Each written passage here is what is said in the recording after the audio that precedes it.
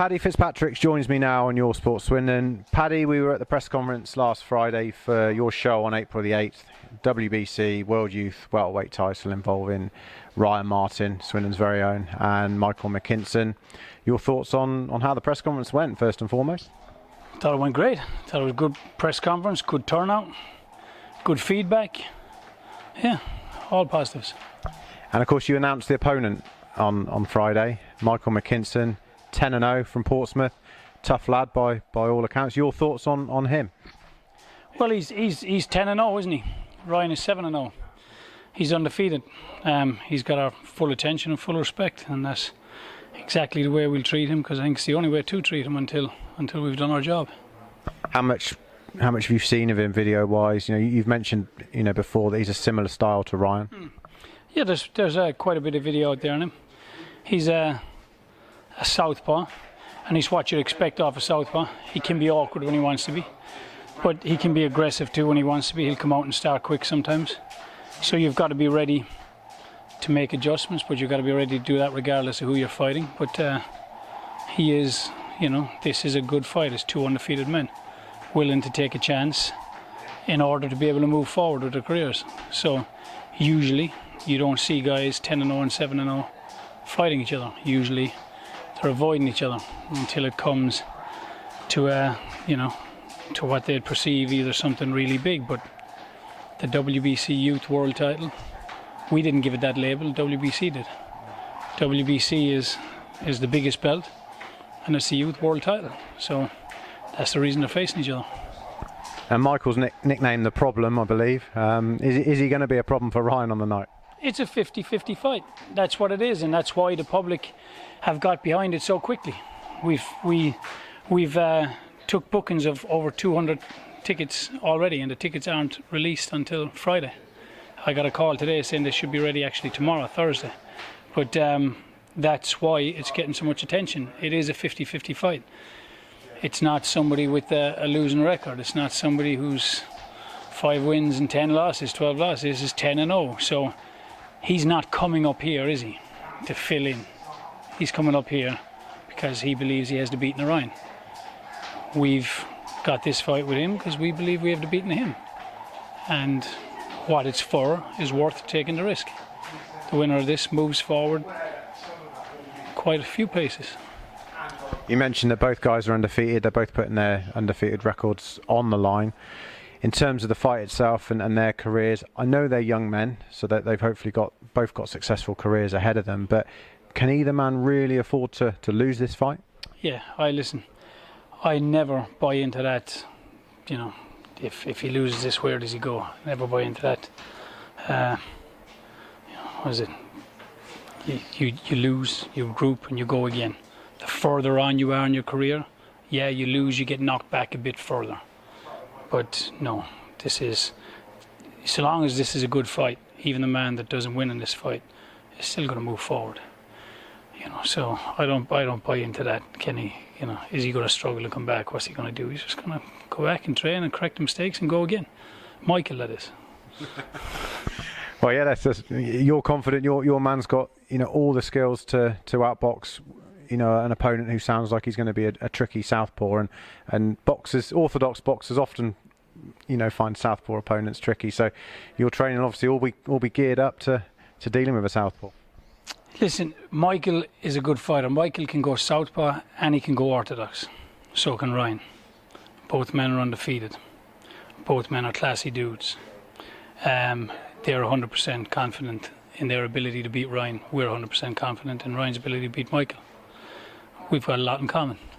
And I never realised they're both born in UK. Both Italian and Irish heritage. So everything matches up across the board. So we know that there's going to be an Italian-Irish dude born in the UK winning the WBC Youth World title on April 8th. I haven't got nothing negative to say about them, brother. Nothing at all. This is just a positive fight, two positive dudes. But it's going to be a cracking night. They're expecting to bring up over 200 from Portsmouth. We've already done over 200 here. The tickets release Friday. I fully expect this thing to be sold out and people to come out and support Ryan. Duke is going to be in a 10-rounder. Sniper's going to be in an 8-rounder. Harry's going to be in a 4 to 6 rounder. David Bailey's going to be in a 6 to 8 rounder. It's a good show. You're not going to see records where you're knowing which guy is winning. You're going to wonder which guy is winning, and that's why you're going to pay and come watch this show. And that's what this needs. There's been too many shows where you look at one side and you know already who's supposed to win that fight before it happens. Well, that's not the case. Look at the main event already. That's not the case. Well, like you said, it is very much a 50-50 fight, and both Michael and Ryan, came head to head and face to face on Friday night, and there was no animosity. They both seemed like really well. We know Ryan's a nice guy, and Michael seemed like a great guy, super confident, of course, but a very nice guy. You're going to be doing a little bit of a press tour, and I asked this to Ryan and to Michael, and they're going to be seeing a lot of each other. So do you expect the face-to-face and the head-to-head and the little quotes here or there to stir up a bit of emotion between the pair of them? It's going to, the closer you get, the more you're going to become a bit more protective of your stance that you have on it. So the press conference in the last week, who knows? Might fling a few chairs at each other, but it's going to get, the emotions will get a little bit stronger. It will become a little bit more intense the closer they get. You'd expect that regardless. But I don't think you're going to see anyone really losing their cool, because I don't think it's in either man's makeup. I think they're both confident men. They're both undefeated, so they both believe that they always find a way to win, regardless, because they've done it 10 times and 7 times each. But, they will probably get sick of answering the same questions, and therefore they might answer them a little bit differently or with a little bit more bite. But we done Swindon last week, we got Portsmouth this week, we got Exeter the week after, we got Reading the week after, and we'll possibly be doing Bristol. Well, like you said, you're predicting they're going to stay cool, but at the end of the day, there's a lot on the line now for them. It's this WBC title, and neither of them have been in a fight where they haven't been expected to win. It is a 50-50 fight. There is this big title. Ryan's fought at a very high level as an amateur, so he's used to this type of competition, and that's the thing. The pros is where you learn how to deal with rounds, and how to fight over 10 rounds, over 12 rounds, and how to play rounds out, not just the rounds of the fight, but the rounds themselves. Ryan is doing that very well in sparring. Ryan understands what I expect on fight night, which is not something more than what you've been giving me in the gym, but exactly what you've been giving me in the gym. And I don't see that being an extra emotional pressure on Ryan. I can't speak for Michael because I don't know the extent of his amateur career. But I do know he's undefeated as a pro. So I know he has a confidence of that type of man. We will be doing, I never told you this until now, but we will do a little, because you're involved. We will do a little round table with them, a little faces. So we'll get a little round table, we'll have them come up in here, we'll set the mood, we'll get the lighting, and we'll have you interview both men, and you can pick holes in them and get them to, you can antagonize them a little bit.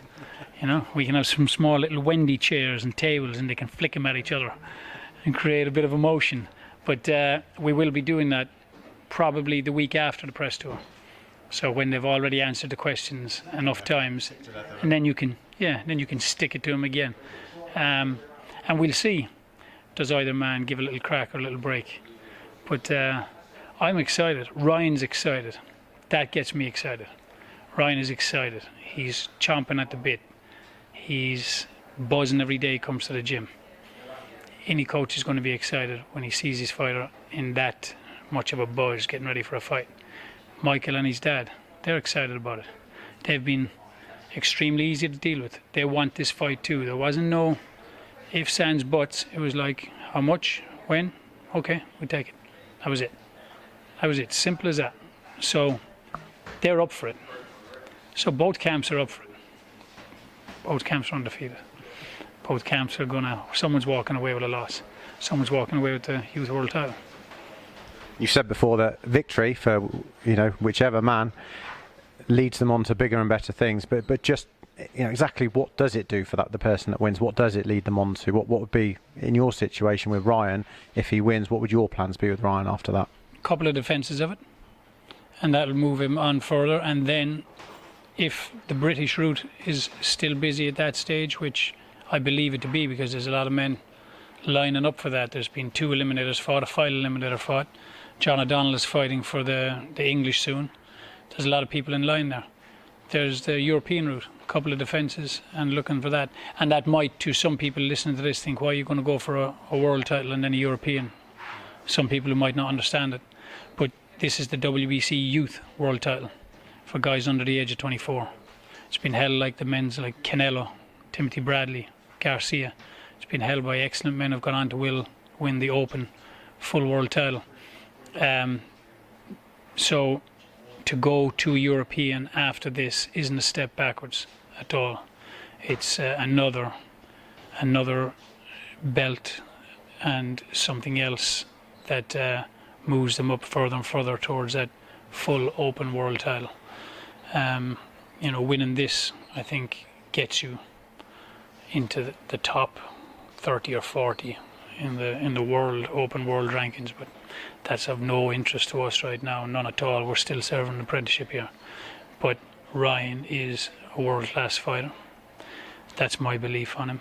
That's his belief in him. And they're the only 2 beliefs that I care about. And I believe he's going to do what he's supposed to do on the 8th. And we'll make a couple of defences. And then we'll analyse it from there. It's always difficult to predict a fight and exactly how the fight's going to go from the first bell. I'm not going to ask you for the tactics, obviously, on the night.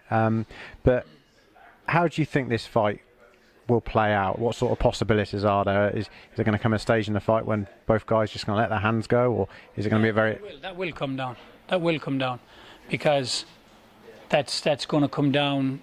That's going to be part of what any of those men want to do when it gets into the later stages. They're going to want to seal the deal. They're not going to want to just take a chance. But I do think that Michael is going to start aggressive. He is going to start aggressive. He is going to come out strong. And we will reveal the tactics the week before the fight. We won't yet, but we will the week before the fight. This is getting very reminiscent of Frotch against Groves, Paddy. Well, yeah. Quite similar. There's not going to be a mongoose or 2 around, is there? That was number 2. Number 1, it was just where we told him what would happen in the first round. And we will reveal it a bit closer, because it serves a purpose. If it didn't serve a purpose, we wouldn't do it. But I think Michael's going to come out and start strong. But we've got something for that. Excellent. Well, as always, Paddy, thanks for joining us. Cheers, Paddy.